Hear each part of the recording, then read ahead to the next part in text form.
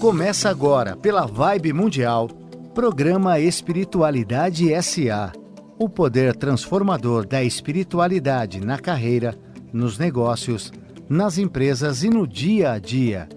Com o cientista da religião, escritor e professor, Ricardo Ida. Salve, salve! Cá estamos novamente juntos, como fazemos há mais de 10 anos, direto da Avenida Paulista para o mundo, nas ondas da 95,7 FM. Vibe Mundial, a rádio que toca a sua vida.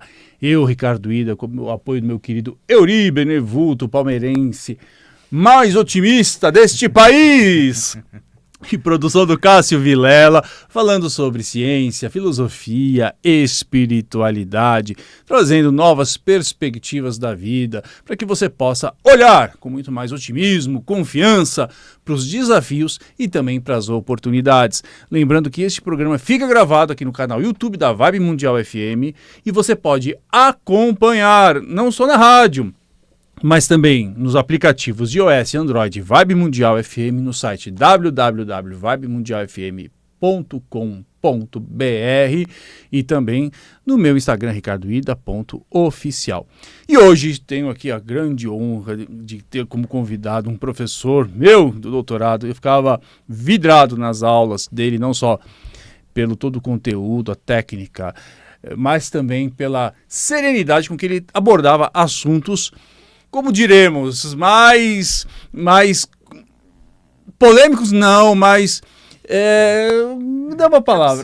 Capciosos. E aí antes de dar o nome dele, que você deve acompanhar todo o trabalho, sugiro, se você quer entender mais sobre espiritualidade e psicologia, vou ler aqui um pouquinho o currículo dele. Ele é psicólogo, pesquisador e docente permanente do Programa de Pós-Graduação em Ciências Médicas do Instituto DOR de Pesquisas e Ensinos, o IDOR.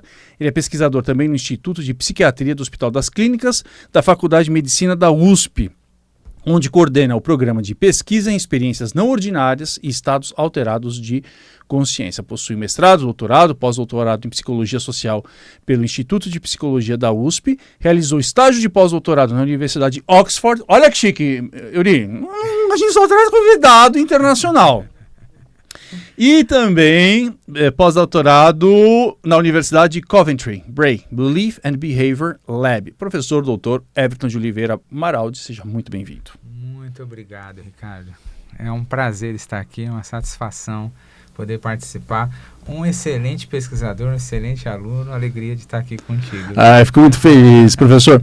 Aliás, eu já escrevi lá, eu vou depositar minha tese, tem um agradecimento também para o senhor lá na minha tese. Obrigado.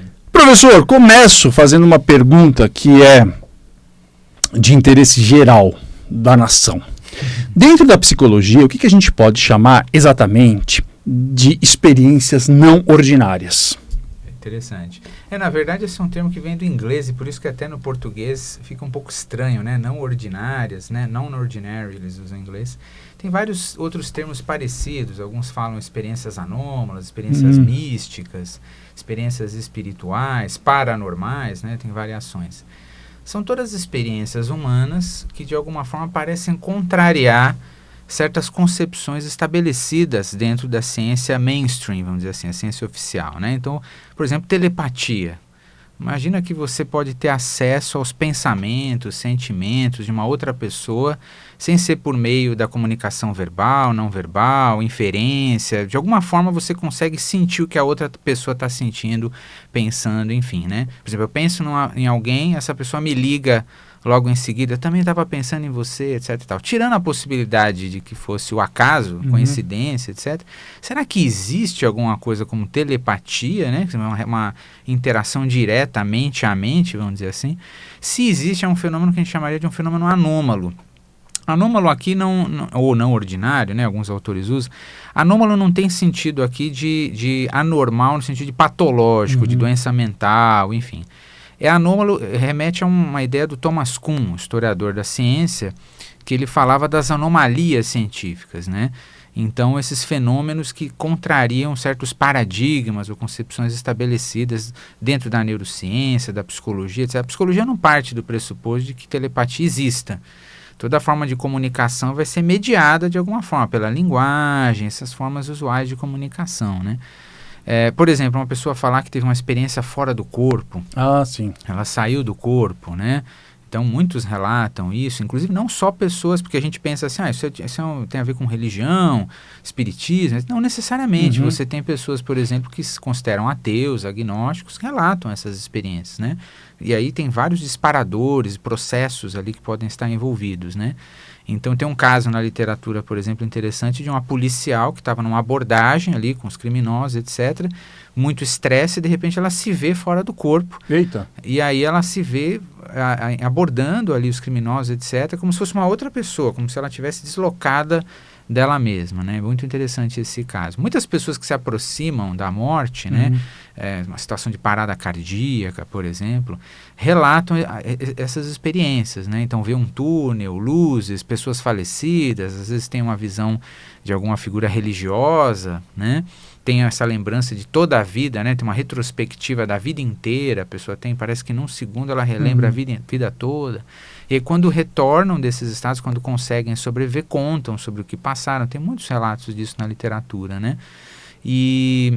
Então, será que a gente pode falar isso é só uma construção subjetiva de um cérebro agonizante, vamos dizer assim, né? De um sistema nervoso ali numa situação de perigo, ou realmente é possível sair do corpo, né? Existe alguma coisa em nós que é mais do que o corpo, vamos dizer assim, né?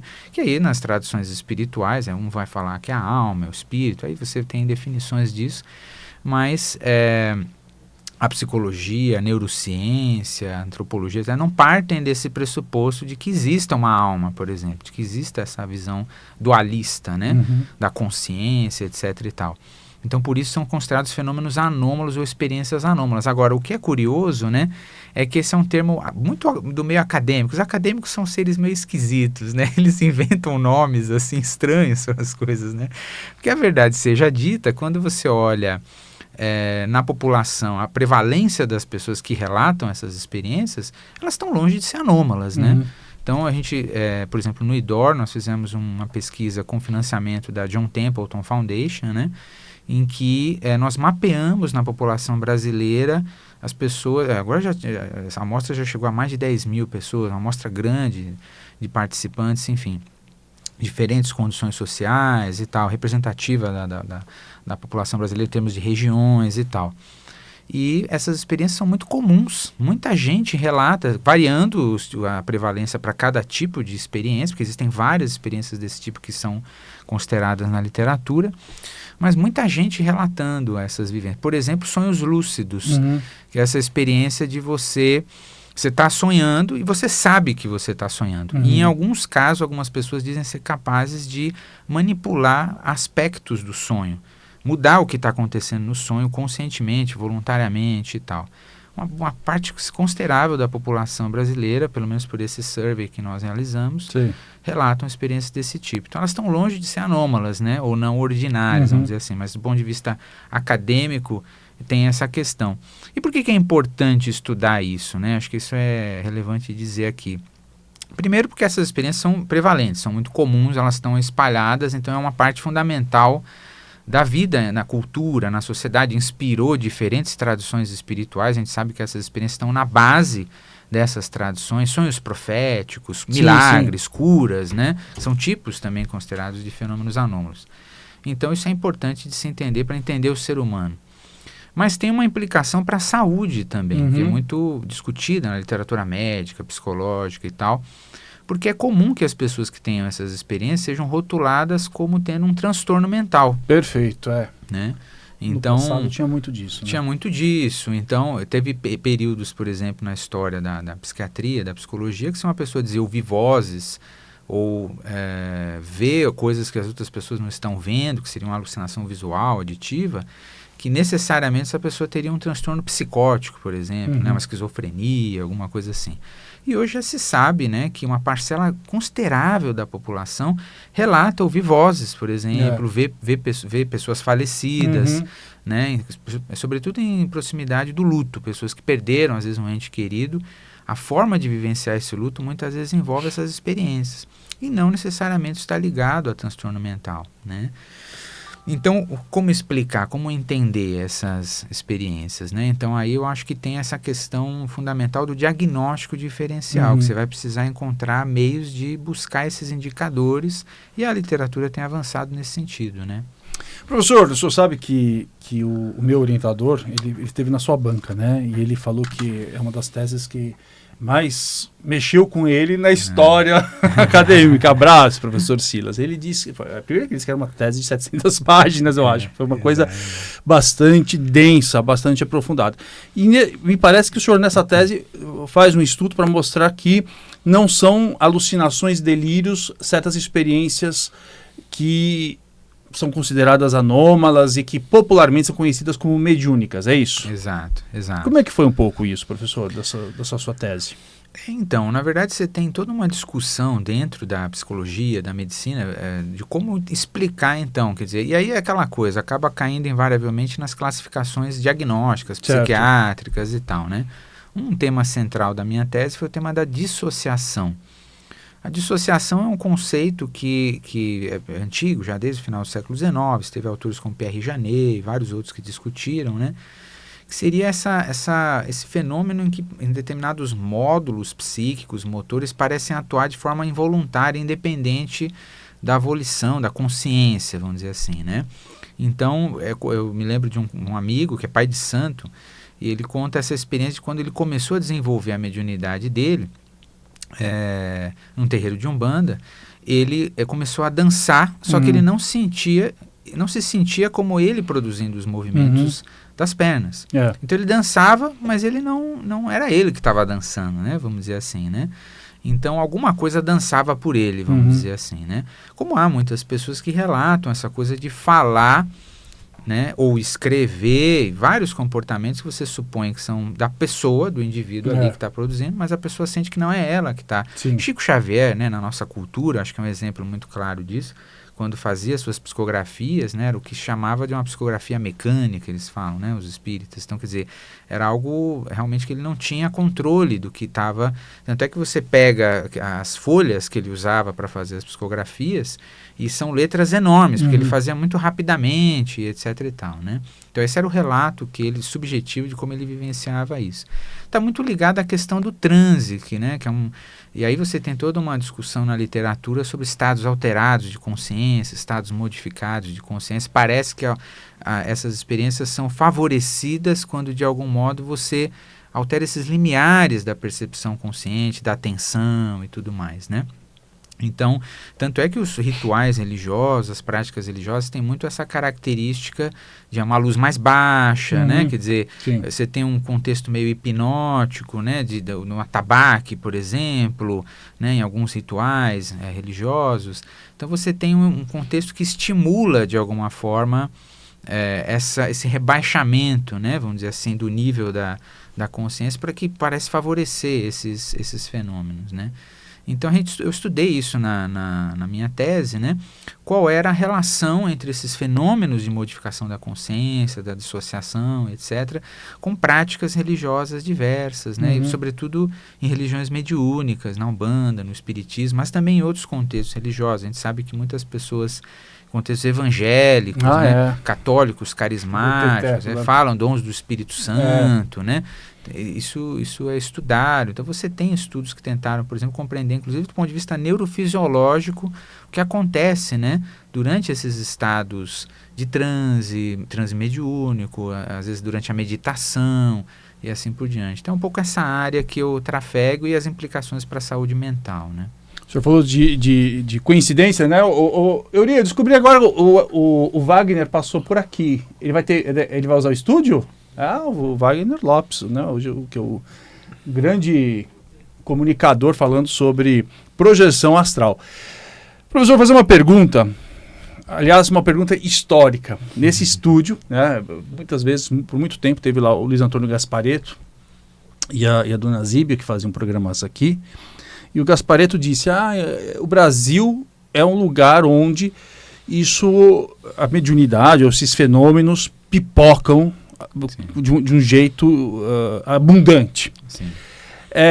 Mas a minha pergunta é, isso é real? Assim, o brasileiro tem mais por alguma questão cultural meramente, ou é porque a gente lida efetivamente com alguma outra variável que faça com que no Brasil o tema da mediunidade ou desses estados alterados de consciência, do transe, sejam tratados de maneira mais natural, né? O senhor mencionou aí institutos no exterior que fazem investimento nessas pesquisas, e a gente vê também, né, nas séries, os cycles, né, uma série de os mentalistas, né, nos Estados Unidos, um outro tipo de relação. Né? Os psychics. Psychics, Como é que isso acontece, de fato, no Brasil? É só uma questão cultural ou existe alguma outra variável que explique que isso é tão naturalizado na nossa cultura? Puxa vida, isso é uma pergunta para uma pesquisa, né? Eu acho que não tem uma resposta assim, muito clara. Para você ter uma ideia, a gente sabe que a prevalência dessas experiências é grande em diferentes países. Mas no Brasil, os surveys em geral, eles vão na taxa de 80%, 90%, às vezes 100% dos respondentes que tiveram algum tipo de experiência dessa em algum momento da vida, né? Quando você pega Estados Unidos, Reino Unido, alguns outros países, que também, alguns desses países, você pega alguns países europeus, Suécia, etc., que são mais secularizados, eu acho que pode ter um papel aí, né? O brasileiro é muito religioso, a religiosidade é muito forte na cultura brasileira, né? Acho que esse é, sem dúvida, um fator fundamental nessa questão. E a gente sabe como as tradições espirituais estão muito abertas a esses fenômenos, a discussão dessas experiências, então isso tem a gente nunca sabe quem vem primeiro, né? O ovo ou a galinha, se de certa forma, o fato de o contexto ser mais receptivo aos relatos, ao compartilhamento, à vivência dessas experiências, isso faria com que as pessoas relatassem mais, de alguma forma, né? Ou se o fato das pessoas terem mais aqui faz com que, de alguma forma, a crença também seja mais disseminada. É sempre essa discussão, né? Mas são fatores interessantes. Você vê que no caso, você mencionou o caso do espiritismo, o espiritismo o Brasil é o país onde o espiritismo mais floresceu no mundo, mais até do que na França, né? Quando Kardec desenvolveu a doutrina e tudo mais. Então, realmente é um fenômeno curioso. A gente não tem uma resposta muito clara de todos os fatores envolvidos. Eu acho que com certeza essa dimensão religiosa é importante, é fundamental, né? E a gente sabe, isso é um dado já da pesquisa transcultural nessa área, que países em que você tem uma aceitação maior das experiências costumam relatar mais. Por exemplo, casos de crianças que alegam lembranças de vidas passadas, né? Esse é um tipo de experiência anômala que foi muito estudada pelo Ian Stevenson, lá nos Estados Unidos, na Universidade de Virgínia, né? Jim Tucker, professor Elander Haraldson, que eu tive a oportunidade de conhecer. Legal. Era um pesquisador da Islândia, muito, muito bonzinho, muito gente boa. Estudou crianças que relatavam isso. Mas geralmente esses relatos são mais comuns culturas asiáticas, né? Então, o Stevenson ia para a Índia, quer dizer, ia para esses contextos para poder estudar. Você tem casos nos Estados Unidos, teve um caso famoso, né? Que virou até livro, A Volta, o James Leninger, um menino que teria sido um piloto numa vida passada, etc. Tal. Então, eventualmente, você tem relatos disso em outros contextos. No Brasil, houve, por exemplo, o trabalho do Hernani Guimarães Andrade, que pesquisou muitos casos de crianças, de pessoas que relatavam, né? E mais recentemente o professor Alexander Moreira Almeida, na Universidade de Juiz de Fora, a equipe dele tem pesquisado também essa temática. Mas a gente sabe que em determinadas culturas onde a crença na reencarnação é maior, as pessoas relatam mais. Então acho que tem esse binômio aí da cultura e da experiência, né, influenciando sem dúvida esse processo, né. Professor, o senhor mencionou então dos estados alterados, né, de consciência, o famoso transe. Do ponto de vista da ciência, como a gente conhece, da academia, como é que se explica isso? O senhor mencionou, tem condições, eventualmente os atabaques, uma luz mais reduzida. Como é que hoje a academia entende esse estado alterado de consciência? Interessante. Na verdade, eu diria que são duas grandes abordagens, eu faria essa distinção, né? Você tem uma abordagem ontológica e uma abordagem fenomenológica. A fenomenológica é aquela que entende que essas experiências são importantes de você investigar, independentemente se existem ou não os fenômenos por trás dessas experiências. Então, o impacto na vida das pessoas, o impacto na saúde mental, no bem-estar. Então, tem vários estudos que investigam isso. Isso já é bastante aceito dentro da academia, dentro do meio científico, não há muita controvérsia em relação a isso, né? Tanto é que hoje você tem publicações em grandes revistas do portfólio da Nature e tudo mais, Scientific Reports, outras grandes revistas que estão publicando sobre essas temáticas, né? Mas sem entrar no mérito, será que existem realmente esses fenômenos por trás da experiência? Lida como uma experiência humana, subjetiva, que tem implicações para a vida das pessoas, para entender personalidade, saúde mental e assim por diante. A dimensão ontológica é que ela é de fato a mais controversa, que historicamente está vinculada à área da parapsicologia, né? Que aqui no Brasil ficou muito vista de uma forma muito negativa, até por figuras meio caricatas, né? Não existe.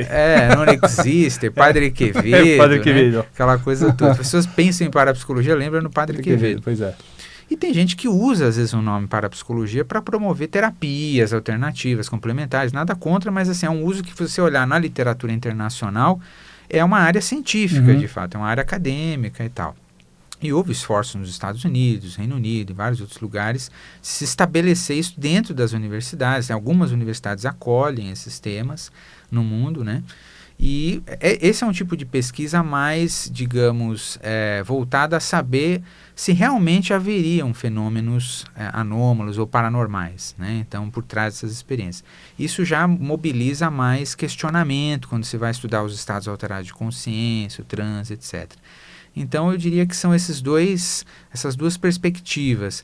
Você tem muita pesquisa agora emergindo no campo da neurofisiologia desses estados, né? Entendendo um pouco mais as redes neurais, os processos cerebrais que estão envolvidos, né? A área da neurociência cresceu muito nas últimas décadas e tem se voltado também para o estudo dessas experiências. E a parte clínica, né? Efetivamente, de se fazer esse diagnóstico diferencial entre o que é patológico e o que é saudável. Cada vez mais chega-se à conclusão de que nem tudo é patológico. É meio óbvio isso para quem já está nesses meios, dentro dessas tradições há muito tempo, vê que não necessariamente poderia explicar dessa forma, mas isso tem chegado mais claramente. E o desafio hoje, eu diria que já não é nem só da pesquisa, mas também de como chegar no profissional que atende as pessoas, num médico, num psicólogo, um profissional de saúde de um modo geral, para ele saber como utilizar disso efetivamente, de modo a não rotular, discriminar as pessoas rapidamente, facilmente, né? Porque... Mas de modo geral, professor, vamos imaginar, né? Eu tive lá algumas experiências com 2 anos de idade, 3 anos de idade, meus pais não sabiam como agir. Hoje, existe algum protocolo dentro da psicologia quando um pai, uma mãe chega com crianças que de repente falam língua morta, sei lá, qualquer coisa. E aqui não estamos falando nada de religioso, né? Estamos usando estritamente acadêmico. Um pai, uma mãe, ou de repente alguém que começa a ouvir vozes. Qual é existe algum protocolo dentro da psicologia de como encaminhar isso? Não, Hoje, tecnicamente, não tem. Não tem um protocolo definido, assim, de modo claro. Tanto é que um dos esforços nossos lá no IPQ, no Instituto de Psiquiatria da USP, eu coordeno um programa, que é o Programa de Pesquisa em Experiências Não Ordinárias, Estados Alterados de Consciência. Um dos nossos objetivos é mapear o que existe na literatura em termos de intervenções, de recomendações clínicas, etc., para a gente poder começar a montar um modelo efetivamente. Você tem, por exemplo, na Alemanha, já existe um instituto na Alemanha que tem um trabalho de aconselhamento das pessoas que passam pelas experiências. Mas isso geralmente trabalham com adultos. Com a criança, primeiro que tem muito pouca pesquisa, tem quase nada de pesquisa, e o aconselhamento, etc., de como lidar com isso também não é muito estabelecido, né? O que você tem são profissionais da psiquiatria, da psicologia, etc., que vão olhar a partir das categorias psiquiátricas, psicopatológicas, né? E aí a gente levanta essa questão, será que essas categorias são suficientes, né, para você lidar com a complexidade da experiência, né? Quando, por exemplo, não há uma dimensão patológica, também não significa que a experiência não cause medo, não cause desafios, e como é que você vai enfrentar e vai lidar com isso? Tudo isso precisa ser estabelecido ainda, efetivamente, né? Então é um desafio nosso, a gente começou um estudo grande, uma revisão sistemática, né, da literatura para mapear o que existe E a ideia é começar a desenvolver protocolos mesmo, né, de como acolher os pais, as famílias, etc. E não só isso, eu acho que tem que ser um trabalho, sobretudo quando a pessoa frequenta algum contexto espiritual, religioso, que ela tenha que o profissional possa ter esse engajamento também com esse contexto, com as lideranças e tudo mais, né? Então é uma coisa que você tem que sair um pouco do consultório, sair do trabalho estrito ali clínico para considerar essa dimensão social, cultural. Hoje a área de espiritualidade e saúde, de um modo geral, ela cresceu muito academicamente. E fala-se na discussão sobre isso como uma questão de competência cultural. Então, independentemente se o pesquisador ele acredita ou não, ele é ateu ou não, ele é de uma religião, de uma denominação, uma tradição X ou Y, ele tem de conhecer sobre esse assunto para poder lidar com isso de uma forma mais cabível, adequada, né, do ponto de vista profissional. Então, isso precisa chegar na formação das pessoas, precisa chegar nas universidades. Nós tivemos, por exemplo, no ano passado, uma disciplina na pós de psiquiatria sobre esse tema. Entendi. Foi dada para médicos, psicólogos, para profissionais de saúde de um modo geral. A gente provavelmente deve ter essa disciplina novamente no segundo semestre desse ano. Só que isso tem que chegar na graduação, né? E aos poucos a gente tem visto algumas iniciativas nesse sentido e tudo mais, mas ainda é um caminhar lento em alguns aspectos, né? Caminhar lento, mas aqui o programa é tanta informação boa que ele passa voando. Olha, eu preciso dar aqui um intervalinho de 4 minutinhos, mas a gente volta daqui a pouco. Até já.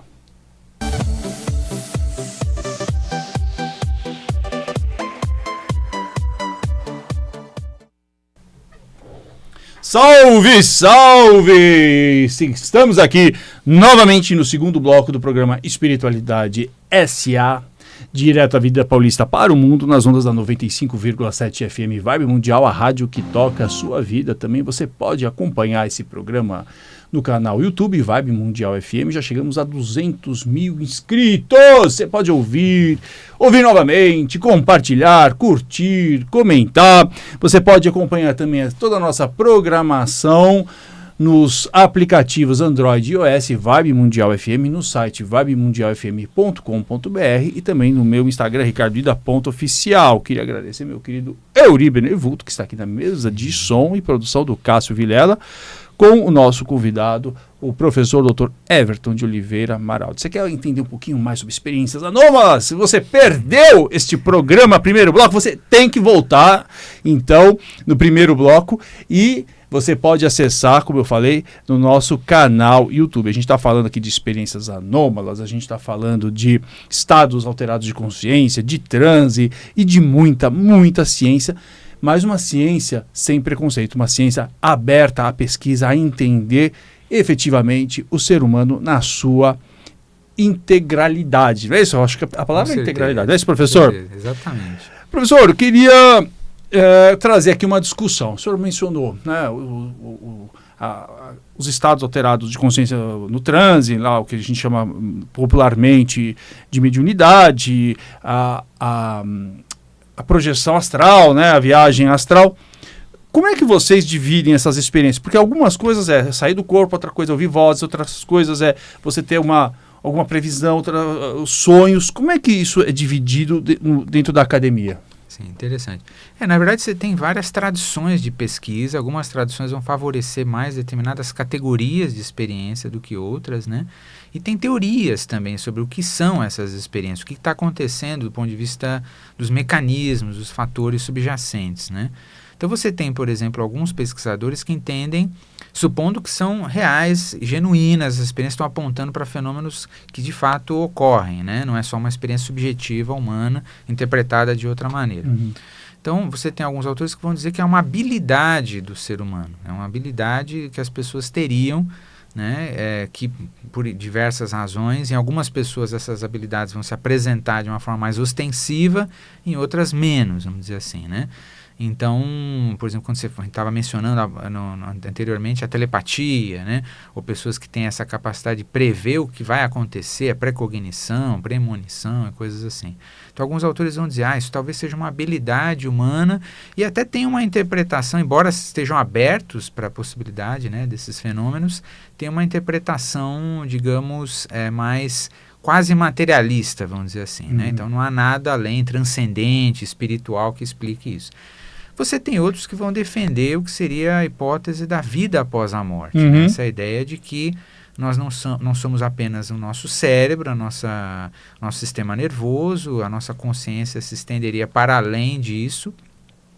E aí vão se voltar mais a estudar coisas como mediunidade, experiências de quase morte, alegações de vidas passadas e assim por diante, que são condizentes com essas tradições de pesquisa, né? Então, depende um pouco do que você quer estudar, da hipótese que você tem, de como você entende isso, né? Algumas dessas experiências, elas acabaram sendo mais facilmente adaptadas ao contexto laboratorial, experimental de pesquisa. Por exemplo, se a gente pensar em termos da história, da parapsicologia, desse campo, né? E algumas experiências são estudadas mais a partir de entrevistas. Por exemplo, quando você fala de alegações de vidas passadas, você não tem como estudar isso dentro de um laboratório com pesquisa experimental. Você tem que ir até as famílias, até as crianças, até as pessoas para ouvir esses relatos, bater esses vários depoimentos. É um tipo de investigação quase policial, vamos dizer assim. Então você vai a campo, é uma coisa mais naturalística, né? Então isso vai variar de acordo com essas tradições aí de pesquisa. E o posicionamento sobre a veracidade ou não desses fenômenos também varia. Então você tem autores que vão dizer, olha, a evidência não é suficiente para dizer que os fenômenos existem. Podem haver outras interpretações, coincidência, vieses cognitivos, as pessoas se enganaram, acharam que era uma coisa e não era. Ou então até patologia, em alguns casos pode. Realmente a pessoa poderia ter um quadro ali patológico que explique. E outros vão se abrir, não, há algo mais que precisa ser entendido, investigado cientificamente, a consciência talvez se expanda para além da nossa caixa craniana, vamos dizer assim, e aí vão tentar investigar isso. Alguns vão tentar aproximar isso da física, vão tentar buscar paradigmas que expliquem de alguma forma. Isso aí são tradições e nichos de pesquisa variados, né?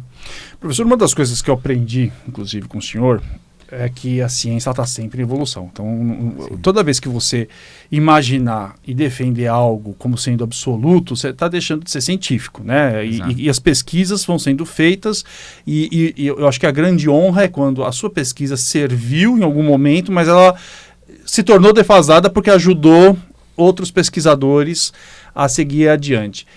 E a gente tem muito, no meio popular, a ideia de que existe uma oposição, uma guerra, né, entre os espiritualistas e a ciência, no sentido de que quer a aniquilação do outro, não é?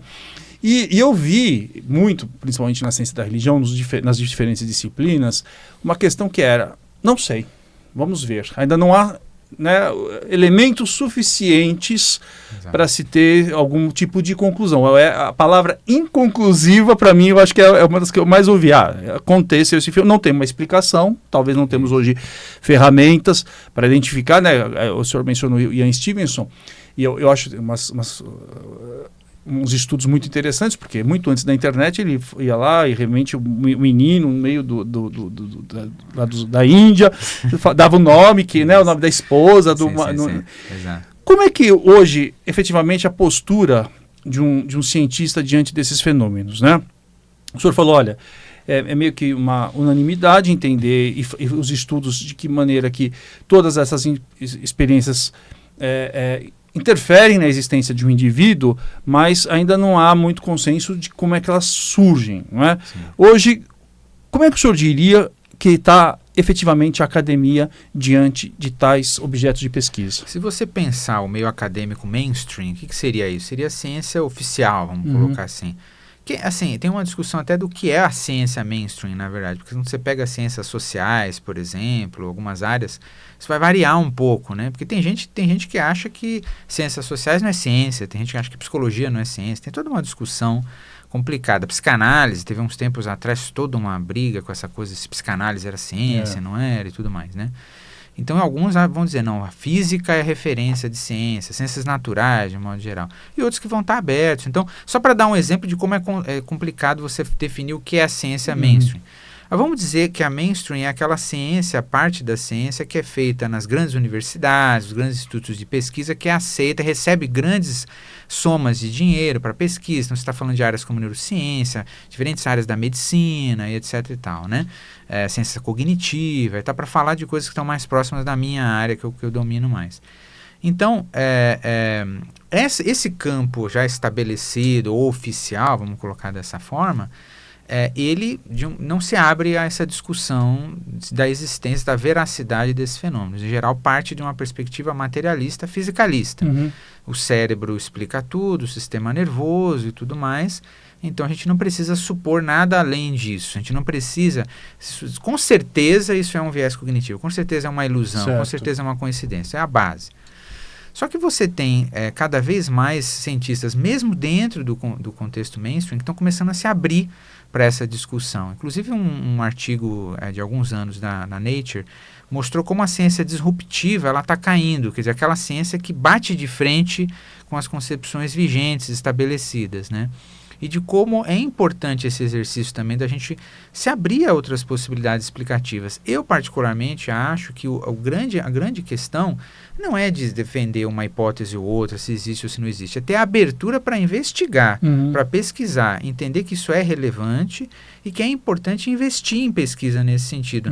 Não discriminar a pesquisa nessa área. Acho que esse é um exercício importante, né? A ciência ela não tem um tema, ela não deveria ter um tema, a não ser que seja um tema que eu não consiga, de alguma forma, traduzir, investigar empiricamente. Eu gosto de dar sempre o exemplo de Deus, né? Se a gente pensar Deus como um ser onipresente, onisciente, onipotente, ele está fora do escopo da ciência, percebe? Porque assim, ele tem poder sobre tudo, ele tem conhecimento sobre tudo, está em toda parte, né? Então, como é que ele não cabe no tubo de ensaio da ciência, né? Então, não significa que Deus não exista, significa que ele está muito além do que a ciência pode investigar. Então, tem coisas que você consegue traduzir empiricamente, tem coisas que você não consegue, né? O Karl Popper, enfim, um pensador da ciência, um filósofo, ele trazia muito essa questão da falseabilidade. Quanto você consegue colocar uma hipótese à prova, né? Então, se for possível imaginar meios de colocar à prova algumas dessas hipóteses de que esses fenômenos existam, por que não investigar isso empiricamente, né? Só que existe, de fato, existem alguns pesquisadores, alguns cientistas, existe uma certa militância que se preocupa em defender a ciência. Não, vamos defender a ciência, da pseudociência. Quando a gente sabe que a ciência e a pseudociência, elas caminham próximas em alguma medida, né? Todas as áreas têm um pouco também dos seus temas e dos seus aspectos que são questionáveis. E às vezes depois muda, depois eles acabam sendo aceitos em algum outro momento. Você tem áreas da física, da biologia, de vários campos que são marginais, depois eles vão modificando, né? Então a ciência, eu acho que ela tem que ter mais essa flexibilidade de fazer esse exercício, né? Da gente poder considerar vários caminhos. Eu acho que esse é o mais importante. Então, se a gente fosse responder a sua pergunta hoje, é essa, quer dizer, de um modo geral, existe uma abertura para a questão fenomenológica, que tem crescido cada vez mais, e a questão ontológica ainda é controversa, mas tem havido mudança, alguns pesquisadores têm se colocado mais a favor de investigar e considerar, enfim, e há meios de fazer isso, né? Exige criatividade, exige de alguma forma um posicionamento mais corajoso nesse sentido, né? Mas existem meios de você fazer isso. E aí ver o que vai dar. A gente tem, por exemplo, alguns colegas que fazem pesquisa nessa área, o Gabriel Guerra, posso mencionar o trabalho dele aqui, também vinculado à ciência pioneira lá do IDOR, que ele estuda essa questão da relação mente-matéria. Será que a mente pode, de alguma forma, interferir em fenômenos físicos, né? Diretamente, né? Será essa coisa da psicocinese, da telecinese, etc., que se falava, né? Então ele estuda isso. Só que ele criou experimentos para investigar isso e chegou a resultados nulos. Então, tudo bem. Assim, a ideia não é falar em favor de uma perspectiva X ou Y, mas investigar, né? Ter essa abertura para isso. Então, acho que essa é a questão, de fato, né, hoje.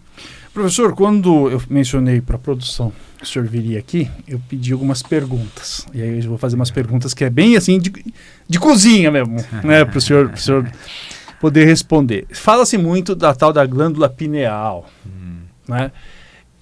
Ela existe e para que ela serve? Existe alguma evidência que ela tem um papel nessas experiências ou não? Então, existe, óbvio, a glândula pineal existe, né? Só que, na verdade, esse papel que ela desempenharia nesses fenômenos isso não é uma coisa estabelecida, não é um consenso em vários aspectos. Teve pesquisadores que tentaram investigar isso, né? Tem um trabalho, por exemplo, do Marco Aurélio Vinhosa Bastos, que investigou um pouco essa questão.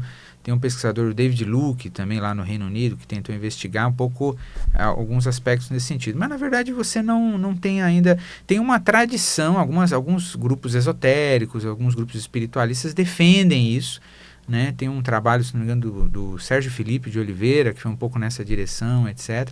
Mas isso ainda não caminhou nesse sentido, né? Acredita-se que seja uma espécie de sede aí da mediunidade, dessas habilidades, etc. Enfim, a hipótese é curiosa, mas não avançou, não há pesquisa suficiente para isso ainda, né?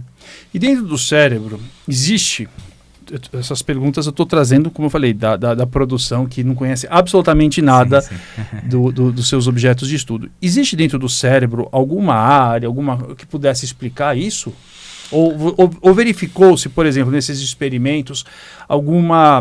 Eu imagino que, eu não sei se é coisa de filme, que às vezes tem medir o cérebro dos médios durante uma experiência, coloca lá eletrodos, né? Sei lá, se acontece.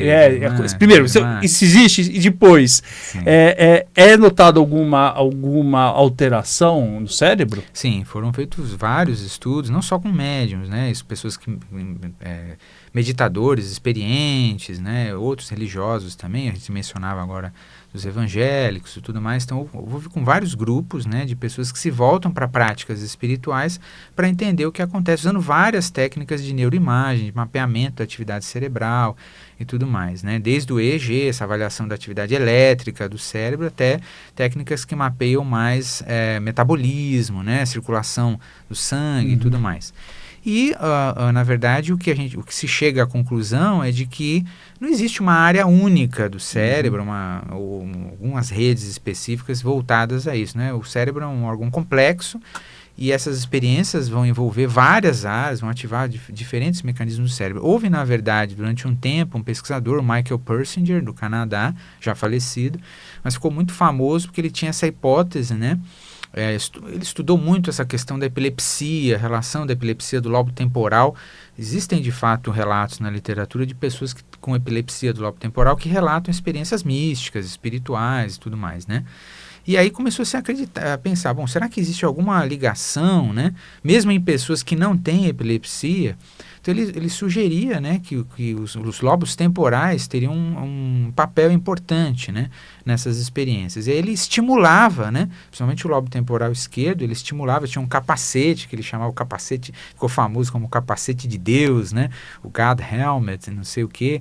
E aí acreditava-se que era um pouco esse ponto de Deus ali, você estimulando, né, magneticamente, etc., você induziria essas experiências e tal. E aí chegou-se à conclusão de que não necessariamente, né? Foram tentar replicar o experimento dele, o Granqvist, na Suécia, tentou replicar os experimentos do Persinger e chegou à conclusão de que parte do que as pessoas relatavam, elas podiam estar sendo sugestionadas, pelo simples fato de usar o capacete, né, num contexto ali que favorecia, etc., não tinha necessariamente a ver com a indução, né, na atividade cerebral. E aí depois isso abriu um campo outro de pesquisas para se investigar outras áreas, outros mecanismos, né? Então, hoje a gente sabe que os processos envolvidos são diversos.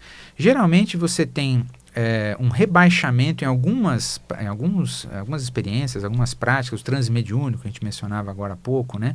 Contextos espiritualistas e tudo mais. Você tem algumas áreas cerebrais ligadas a atenção, a concentração, etc., elas são menos recrutadas, né, durante essas práticas, sugerindo que, de fato, a pessoa está passando por algum tipo de modificação do estado de consciência durante aquele momento ali que ela está tendo a experiência, né? Tem, por exemplo, muitos estudos mostrando uma relação com o Default Mode Network, que é um modo de funcionamento, né, de umas redes cerebrais que estão ligadas a esse estado de relaxamento, de você tentar se voltar para o seu mundo interno, seu mundo interior. Então, muitos estudos mostrando que essas áreas são muito recrutadas, né? Há alguns estudos mostrando, por exemplo, a associação com áreas ligadas à teoria da mente. Teoria da mente é assim, por exemplo, eu tento adivinhar o que você está pensando, que é um exercício que todo ser humano faz em alguma medida, né? É uma espécie de uma metacognição. Eu estou pensando sobre a sua cognição, sobre o que você está pensando e refletindo nas consequências disso em mim, etc. Tem alguns estudos que mostram que a oração, as práticas de oração, estão muito ligadas à estimulação dessas redes voltadas à teoria da mente. Ou seja, quando você conversa com Deus, você conversa com uma entidade espiritual, você está interagindo como se você estivesse interagindo com uma pessoa no dia a dia, né? Então, de certa maneira, até mostrando que o suposto sobrenatural é mais natural do que a gente imagina, né? Então, tem vários estudos nesse sentido.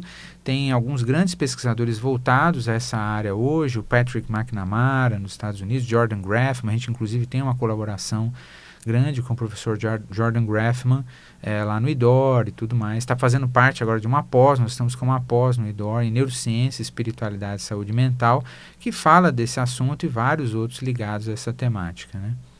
Professor, outra pergunta que surgiu.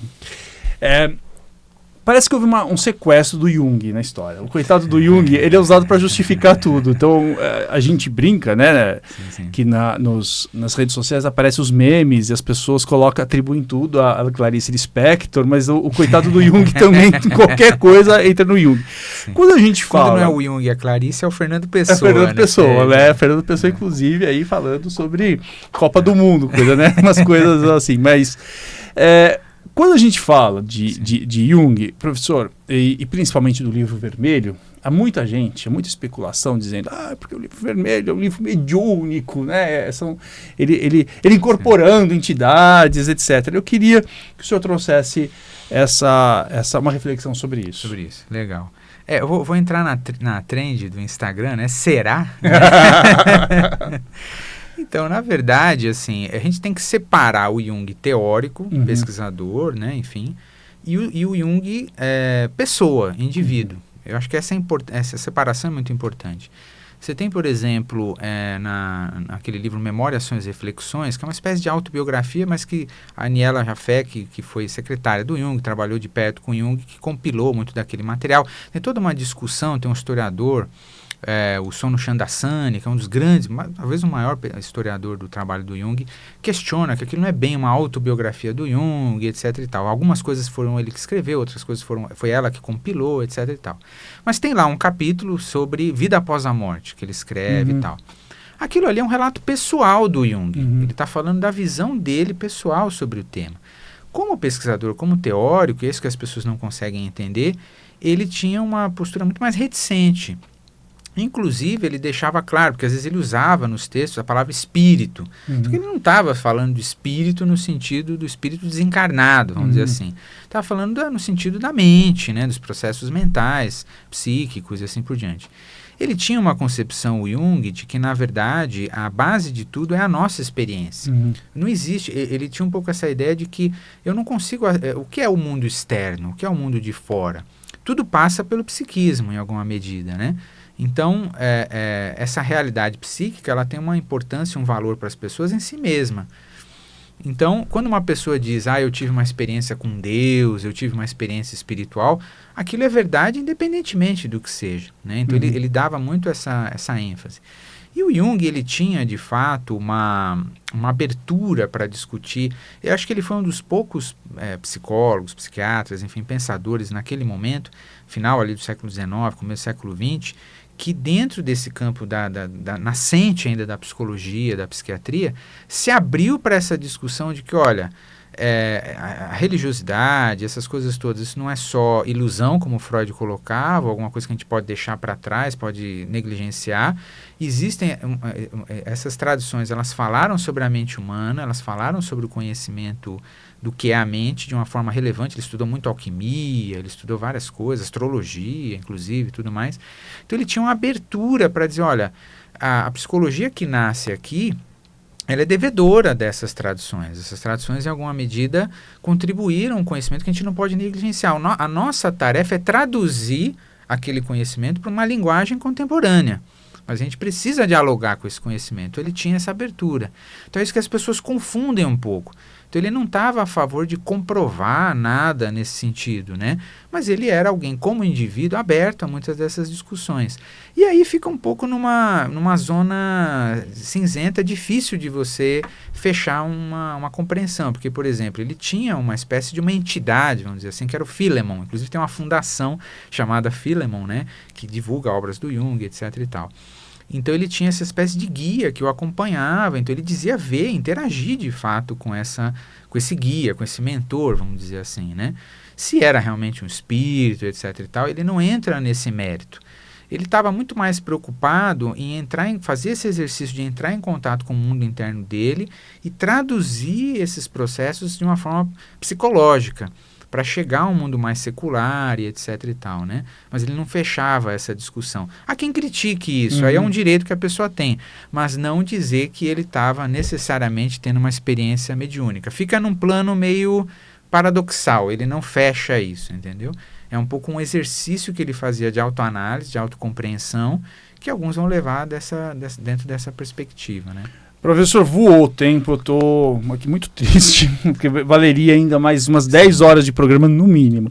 De toda maneira, eu queria, primeiro, convidá-lo para voltar outras vezes, mas também pedir que o senhor possa dar algum contato, rede social, ou livros que o senhor tenha.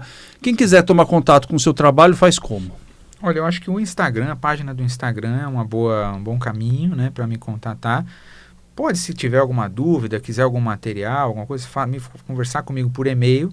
Pode colocar lá everton.maraldi@idor.org, pode mandar para mim. E me contatar pelas redes, estou no Facebook, estou no Instagram. Então vamos lá, o e-mail...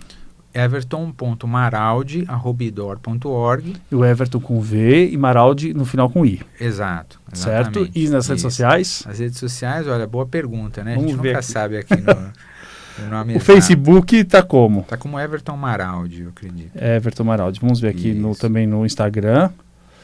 Estou já olhando aqui, só que agora a rede caiu. E eu estou ao vivo, aí dá aquele nervoso. Bom, escrevam Everton Maraldi, eu vou colocar também embaixo Everton Maraldi, tudo junto. Olha só que a gente tem uma mentora espiritual interagindo aqui no programa. Obrigado, mano. E nos vemos na próxima quinta-feira. Um grande beijo, até mais. Você ouviu Na Vibe Mundial, programa Espiritualidade S.A. O poder